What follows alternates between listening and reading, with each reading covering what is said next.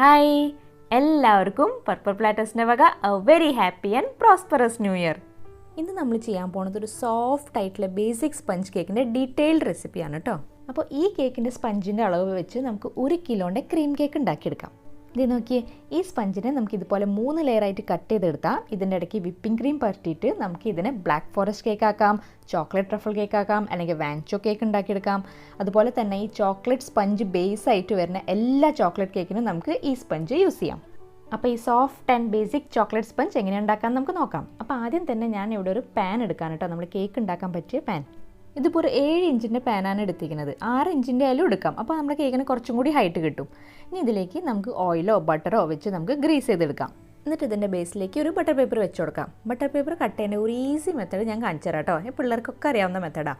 ഈ butter paper 4ആയിട്ട് fold ചെയ്തിട്ട് വേണം നമ്മളിത് റൗണ്ടായിട്ട് കട്ട് ചെയ്തെടുക്കാൻ. ഈ മെത്തേഡ് വളരെ ഈസി ആട്ടോ. അല്ലെങ്കിൽ നിങ്ങൾക്ക് ഈ ബട്ടർ പേപ്പറിൻ്റെ മുകളിൽ ഈ പാൻ വെച്ചിട്ട് റൗണ്ടായിട്ടായാലും കട്ട് ചെയ്തെടുക്കാം. ഇതേ ഇനിയിപ്പോൾ നമുക്ക് ഈ പേപ്പർ ഇങ്ങനെ വെച്ച് സെൻറ്റർ തൊട്ട് അറ്റം വരെ ഇങ്ങനെ അളന്നെടുക്കാം. എന്നിട്ട് ആ അറ്റത്തൊന്നൊരു മടക്ക് കൊടുത്തിട്ട് നമുക്ക് അവിടെ മുറിക്കാം. ഇത് കണ്ടില്ലേ, ഇത് നമ്മളെ റൗണ്ട് ബട്ടർ പേപ്പർ റെഡി. അപ്പോൾ നമ്മുടെ കയ്യിൽ ബട്ടർ പേപ്പറൊന്നും ഇല്ലെങ്കിലും കുഴപ്പമൊന്നുമില്ല കേട്ടോ. ഇങ്ങനെ ഓയിൽ കൊണ്ട് ഗ്രീസ് ചെയ്തതിന് ശേഷം മൈദയോ അല്ലെങ്കിൽ കൊക്കോ പൗഡറോ വെച്ച് ഒന്ന് ഡസ്റ്റ് ചെയ്തിട്ട് എക്സ്ട്രാ വരുന്ന മൈദ നമുക്കൊന്ന് തട്ടിക്കളഞ്ഞാൽ മതി. അപ്പോൾ നമ്മൾ കേക്ക് ഉണ്ടാക്കാനുള്ള ടിൻ ഇവിടെ റെഡിയായി. ഇനി നമുക്ക് വേണ്ടത് ഓവൻ സെറ്റപ്പാണ്. അപ്പോൾ അതിന് വേണ്ടി ഞാൻ ഇവിടെ ഒരു പഴയ അലുമിനിയത്തിൻ്റെ പാത്രം എടുത്തിരിക്കണം കേട്ടോ. എന്നിട്ട് അതിലേക്ക് കുറച്ച് ഉപ്പ് ഇട്ട് കൊടുത്തിട്ട് നമുക്കിതിലൊരു സ്റ്റാൻഡ് വെച്ചിട്ട് ഇതിനൊരു 10 മിനിറ്റ് വരെ മീഡിയം ഫ്ലെയിമിൽ നമുക്ക് പ്രീ ഹീറ്റ് ചെയ്തെടുക്കാം. പിന്നെ നമ്മൾ എല്ലാ പ്രാവശ്യം കേക്ക് ഉണ്ടാക്കുമ്പോൾ പുതിയ ഉപ്പ് എടുക്കേണ്ട ആവശ്യമില്ല കേട്ടോ. ഞാൻ സ്ഥിരമായിട്ട് ഈ ഉപ്പ് തന്നെ എല്ലാ കേക്കിനും വേണ്ടി യൂസ് ചെയ്യുന്നത്. ഇനി നമുക്ക് കേക്ക് ഉണ്ടാക്കാൻ തുടങ്ങാം. അതിനുവേണ്ടി ഞാനിവിടെ 4 മുട്ടയാണ് എടുത്തിരിക്കുന്നത്. മുട്ട എടുക്കുമ്പോൾ എപ്പോഴും റൂം ടെമ്പറേച്ചറിലുള്ള മുട്ട എടുക്കാം കേട്ടോ. ഇപ്പോൾ നിങ്ങൾ ഫ്രിഡ്ജിൽ നിന്ന് എടുത്ത് വയ്ക്കാൻ മറന്നു പോയിട്ടുണ്ടെങ്കിൽ മുട്ട എടുത്ത് കുറച്ച് നേരം ഒന്ന് പുറത്ത് ചൂടുവെള്ളത്തിൽ ഇട്ട് വെച്ചാൽ മതി. ഇനി ഇതിലേക്ക് 1 ടീസ്പൂൺ വാനില എസൻസ് ചേർത്ത് കൊടുക്കാം. നമ്മൾ മുട്ടയുടെ മണം കേക്കിലേക്ക് അത്രയ്ക്ക് വരാണ്ടിരിക്കാൻ വേണ്ടിയിട്ടാണ് എസൻസ് ചേർക്കുന്നത്. ഇനി ഇതിനെ നമുക്ക് ബീറ്ററിൻ്റെ ഫസ്റ്റ് സ്പീഡിലെടുത്തിട്ട് ബീറ്റ് ചെയ്തെടുക്കാം. ഈ പരിപാടി നമുക്ക് വിസ്ക് വെച്ച് ചെയ്യാം കേട്ടോ. പക്ഷേ വിസ്ക് വെച്ച് നമ്മളെ കൈയും നന്നായി കഴിക്കും, പിന്നെ 15-20 മിനിറ്റോളം എടുക്കുകയും ചെയ്യും. പിന്നെ നമുക്ക് വേണമെങ്കിൽ ഇതിനെ മിക്സിയിൽ അടിച്ചെടുക്കാം കേട്ടോ. ഈ ഒരു ബീറ്റർ കൊണ്ട് വെച്ചുള്ള ടെക്സ്ചർ കിട്ടില്ല എന്നല്ലോ, പക്ഷേ നമ്മൾ കേക്കായി കിട്ടും. പിന്നെ ഈ മുട്ടയൊന്ന് നോക്കിയേ, നന്നായി പതഞ്ഞ് ഫ്ലഫി ആയി വന്നിട്ടുണ്ട്. നമ്മൾ ആദ്യത്തെ സീനൊന്ന് എടുത്ത് നോക്കിയ മുട്ടയുടെ ഇപ്പോൾ ഒരു 3 ഇരട്ടി പൊന്തി വന്നിട്ടുണ്ട്. അപ്പോൾ നിങ്ങൾക്ക് ഇഷ്ടമുള്ള പോലെ ഇതിനെ ബീറ്റ് ചെയ്തെടുക്കാം. ഇനി ഇതിലേക്ക് നമുക്ക് പഞ്ചസാര ചേർക്കണം. അപ്പോൾ 1 കപ്പ് മൈദയ്ക്ക് 3/4 കപ്പ് തൊട്ട് 1 കപ്പ് വരെ പഞ്ചസാര ചേർത്ത് കൊടുക്കാം. ഞാൻ ഇവിടെ പൊടിക്കാത്ത പഞ്ചസാരയാണ് ചേർക്കുന്നത്. പിന്നെ പഞ്ചസാര ചേർക്കുമ്പോൾ കുറച്ചായിട്ട് ചേർത്ത് കൊടുക്കാം, എന്നാൽ അത് കറക്റ്റായിട്ടൊന്ന് അലിഞ്ഞ് കിട്ടുമല്ലോ. ഇനി ഇതിലേക്ക് ഒരു 1/4 കപ്പ് സൺഫ്ലവർ ഓയിൽ ഒഴിച്ചു കൊടുക്കാം. സൺഫ്ലവർ ഓയിൽ ഒഴിച്ചതിന് ശേഷം നമ്മൾ ജസ്റ്റ് ഒന്ന് മിക്സ് ചെയ്തെടുത്താൽ മതി. അപ്പോൾ അതേ നമ്മുടെ വെറ്റ് ഇൻഗ്രീഡിയൻസ് ഇവിടെ റെഡി ആയിട്ടുണ്ട്. ഇനി നമുക്ക് നമ്മുടെ ഡ്രൈ ഇൻഗ്രീഡിയൻസ് റെഡിയാക്കി എടുക്കാം. അപ്പോൾ ഈ വീഡിയോ ഞാൻ കുറച്ച് ഡീറ്റെയിൽ ആയിട്ടാണ് കാണിക്കുന്നത് കേട്ടോ, ബിഗിനേഴ്സിന് വേണ്ടി. ഇനി ഡ്രൈ ഇൻഗ്രീഡിയൻസ് എങ്ങനെയാണ് അളന്നെടുക്കണമെന്ന് കാണിച്ചു തരാം കേട്ടോ. ഈ പച്ചക്കപ്പാണ് നമ്മളെ 1 കപ്പ് പെർഫെക്റ്റ് മെഷർമെൻ്റ് ഉള്ളത്. ഈ കപ്പ് വെച്ച് നമ്മൾ മൈദ കോരി എടുക്കരുത്, ഇതിൽ കുത്തി നിറയ്ക്കാനും പാടില്ല. അങ്ങനെ വേറൊരു സ്പൂൺ ഉപയോഗിച്ച് ഇതിലേക്ക് ഇട്ടുകൊടുത്താൽ മതി മൈദ. എന്നിട്ട് ഇത് ഓവർഫ്ലോ ആവണ വരെ ഇട്ട് കൊടുക്കാം. എന്നിട്ട് നമുക്കൊരു കത്തിയോ അല്ലെങ്കിൽ എന്തെങ്കിലും വെച്ച് ഇതിനൊന്ന് ലെവലാക്കി എടുക്കാം കേട്ടോ. അപ്പോൾ ഇതാണ് നമ്മളുടെ പെർഫെക്റ്റ് 1 കപ്പ് മെഷർമെൻറ്റ്. അപ്പോൾ ഇത് ഈ താഴെ കിടക്കുന്ന മൈദയൊക്കെ ഡബയിലാക്കി എടുത്ത് വെച്ചോളൂ കേട്ടോ, അടുത്ത പ്രാവശ്യം യൂസ് ചെയ്യാം. അപ്പോൾ നമ്മൾ ഗ്ലാസ്സിൽ ചെയ്യായാലും ഇങ്ങനെ ചെയ്താൽ മതി. ഇപ്പോൾ ഈ 1 കപ്പ്, 1/2 കപ്പ്, 1/4 കപ്പിൻ്റെ ഒന്നും മെഷറിംഗ് കപ്സ് നിങ്ങളുടെ കയ്യിലില്ലെങ്കിൽ 1 ഗ്ലാസ് എടുക്കുക അളവായിട്ട്. എന്നിട്ട് ആ ഗ്ലാസ്സിൽ തന്നെ എല്ലാ ഇൻഗ്രീഡിയൻസും മെഷർ ചെയ്തെടുക്കാം. ഇനി ഡ്രൈ ആയിട്ടുള്ള ഇൻഗ്രീഡിയൻസ് എടുക്കുമ്പോൾ എപ്പോഴും അരിച്ചിട്ട് എടുക്കുക കേട്ടോ. ഞാൻ എല്ലാ കേക്കിൻ്റെ വീഡിയോയിലും ഇത് പറയണതാണ്. അപ്പോൾ ആദ്യം നമുക്ക് 1 കപ്പ് മൈദ ഇട്ട് കൊടുക്കാം. ഇനി ഇതിലേക്ക് ഞാൻ നല്ല ഡാർക്ക് ആയിട്ടുള്ള കൊക്കോ പൗഡർ എടുക്കണം കേട്ടോ. അതുകൊണ്ട് തന്നെ ആകെ 2 ടേബിൾ സ്പൂൺ എടുത്താൽ മതി. അതും നമുക്കിങ്ങനെ ലെവലാക്കിയിട്ട് എടുക്കാം. ഇനി നമ്മുടെ കയ്യിൽ ലൈറ്റ് ആയിട്ടുള്ള കൊക്കോ പൗഡർ ആണെങ്കിൽ 4 ടേബിൾ സ്പൂൺ കൊടുക്കാം കേട്ടോ, ഒരു 1/4 കപ്പ്. ഇനി ഇതിലേക്ക് 1 teaspoon baking powder, 1/2 teaspoon baking soda, ഒരു 1/4 ടീസ്പൂൺ ഉപ്പും കൂടി ചേർത്ത് അരിച്ചെടുക്കാം. ഇങ്ങനെ ഒരു 3 പ്രാവശ്യം അരിച്ചെടുക്കാം കേട്ടോ. അപ്പോഴാണ് നമ്മളെ കേക്ക് നല്ല ലൈറ്റ് ആൻഡ് സ്പഞ്ചി ആയിട്ട് കിട്ടുള്ളൂ. ഈ മിക്സ്ചറിലേക്ക് എയർ കിടക്കുമ്പോഴാണ് നമ്മളെ കേക്ക് നന്നായി ഫ്ലഫിയും സ്പഞ്ചിയും ആവണത്. പോരാതെ നമ്മൾ ബേക്കിംഗ് പൗഡറും ബേക്കിംഗ് സോഡയും ഒക്കെ മൈദയായിട്ട് നന്നായി മിക്സ് ചെയ്തിട്ട് നമ്മളെ കേക്കിനെ റൈസ് ചെയ്യാൻ ഹെൽപ്പ് ചെയ്യും. ഇനി ഈ മിക്സ്ചർ നമ്മളുടെ വെറ്റ് ഇൻഗ്രീഡിയൻസിലേക്ക് ഇട്ട് കൊടുക്കാം. ഈ എഗ് മിക്സ്ചറിലേക്ക് ചേർക്കുമ്പോൾ മൈദ കുറച്ചായിട്ട് ചേർക്കാം കേട്ടോ, എന്നാലും അത് കട്ട പിടിക്കാണ്ട് നന്നായിട്ട് അങ്ങോട്ട് മിക്സായി കിട്ടുള്ളൂ. ഇനി ഇതിനെ കുത്തി ഇളക്കരുത് കേട്ടോ, അങ്ങനെ പതുക്കെ ഫോൾഡ് ചെയ്തെടുക്കുക. ഇതിനെ കട്ട് ആൻഡ് ഫോൾഡ് മെത്തേഡ് എന്നാണ് പറയാം. എന്തെങ്കിലും സൈഡിൽ കൂടെ റൗണ്ടായി കൊണ്ടുപോയിട്ട് നടുക്കിൽ കൂടെ അങ്ങനെ കട്ട് ചെയ്യാം. അപ്പോൾ അതെ ഞാൻ ബാക്കിയുള്ള മൈദ മിക്സ്ചർ ഇട്ട് കൊടുത്തിട്ട് നന്നായിട്ടൊന്ന് മിക്സ് ചെയ്തെടുത്തിട്ടുണ്ട്. ഒരു കാര്യം ശ്രദ്ധിക്കുക കേട്ടോ, ഈ നമ്മൾ സ്പാച്ചുല ഉണ്ടല്ലോ അത് ഈ പാത്രത്തിൻ്റെ അടി വരെ എത്തണം, എന്നുവെച്ചാൽ അവിടെ ഈ മൈദ ഒട്ടിപ്പിടിച്ചിരിക്കുന്നുണ്ടാവും. ഈ വീഡിയോ നിങ്ങൾ പ്ലീസ് ഫുള്ളായിട്ട് സ്കിപ്പ് ചെയ്യാണ്ട് കാണാം കേട്ടോ.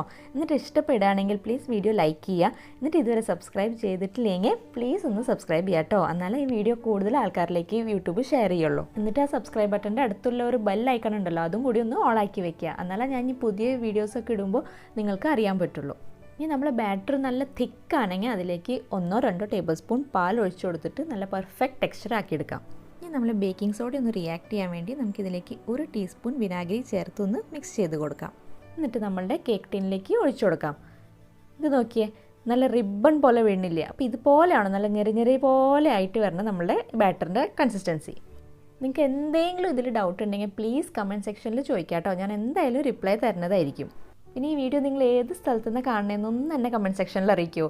നമ്മൾ കേരളത്തിൽ നിന്നാണോ, അല്ലെങ്കിൽ കേരളത്തിൽ ഏത് ഡിസ്ട്രിക്റ്റിൽ നിന്നാണ്, അല്ലെങ്കിൽ ഏത് കൺട്രിയിൽ നിന്നാണ് കാണണേ ഒന്നറിയാൻ വേണ്ടിയിട്ടായിരുന്നു. നമ്മളുടെ വ്യൂവേഴ്സ് എവിടെ നിന്നാണ് കാണണേന്ന് ഒന്നറിയാൻ വേണ്ടിയിട്ടായിരുന്നു കേട്ടോ.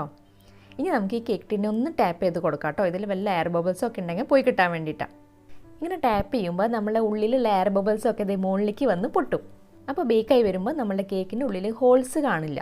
ഇനി ടാപ്പ് ചെയ്യാൻ ഇഷ്ടമില്ലെങ്കിൽ ഇതിങ്ങനെ ഒരു സ്ക്യൂർ വെച്ച് ഇതിൽ കൂടെ ഇങ്ങനെ പാസ് ചെയ്ത് കൊടുത്താൽ മതി. അപ്പോഴും എയർ ബബിൾസ് പോയി കിട്ടും. ഇനി നമ്മൾ പ്രീ ഹീറ്റ് ചെയ്യാൻ വെച്ച ഓവൻ സെറ്റപ്പ് നല്ല ചൂടായിട്ടുണ്ട്. ഇനി ഇതിലേക്ക് നമ്മളുടെ കേക്ക് ടിൻ ഇറക്കി വെക്കാം. അപ്പോൾ നമ്മൾ കൈ ഒന്ന് സൈഡിൽ തട്ടാണ്ട് സൂക്ഷിച്ച് ഇറക്കാം കേട്ടോ. എനിക്ക് എല്ലാ പ്രാവശ്യം കേക്ക് ഉണ്ടാക്കുമ്പോൾ കിട്ടുന്ന ഒരു പൊള്ളലാണത്. ഇനി ഈ പാത്രം ഒന്ന് അടച്ചു വെച്ച് ലോ ടു മീഡിയം ഫ്ലെയിമിലിട്ട് നമുക്കൊരു 40-45 മിനിറ്റ് ബേക്ക് ചെയ്തെടുക്കാം. ഇതിൻ്റെ അടപ്പിൻ്റെ മുകളിൽ ഒരു വെയിറ്റും വെച്ച് കൊടുക്കണം കേട്ടോ, നന്നായി ടൈറ്റായിട്ട് അടഞ്ഞിരിക്കാൻ വേണ്ടിയിട്ടാണ്. 30 മിനിറ്റ് ആവണേ മുമ്പ് എന്തായാലും തുറന്ന് നോക്കരുത് കേട്ടോ. ഇടയ്ക്ക് വെച്ച് തുറന്ന് നോക്കിയാൽ നമ്മൾ പൊങ്ങി വന്ന കേക്ക് ചിലപ്പോൾ താഴ്ന്നു പോകും. പിന്നെ ഈ കേക്ക് ബേക്കായോന്ന് അറിയാൻ വേണ്ടി ഒരു സൂത്രപ്പണി ഉണ്ട്. ഒരു 35-40 മിനിറ്റ് ആകുമ്പോൾ ഈ പാത്രത്തിൻ്റെ അടുത്ത് ചെന്ന് നിന്നാൽ മതി. കേക്ക് ബേക്കായിട്ടുണ്ടെങ്കിൽ നല്ലൊരു സ്മെല്ല് വരും. ഇനി കേക്കിൻ്റെ ഉള്ളിൽ വെന്തിട്ടുണ്ടോയെന്ന് അറിയാൻ വേണ്ടി നമുക്കൊരു സ്ക്യൂറോ നൈഫോ അല്ലെങ്കിൽ ടൂത്ത് പിക്കോ ഇതിൻ്റെ സെൻറ്ററിലേക്ക് ഒന്ന് ഇൻസെർട്ട് ചെയ്ത് നോക്കാം.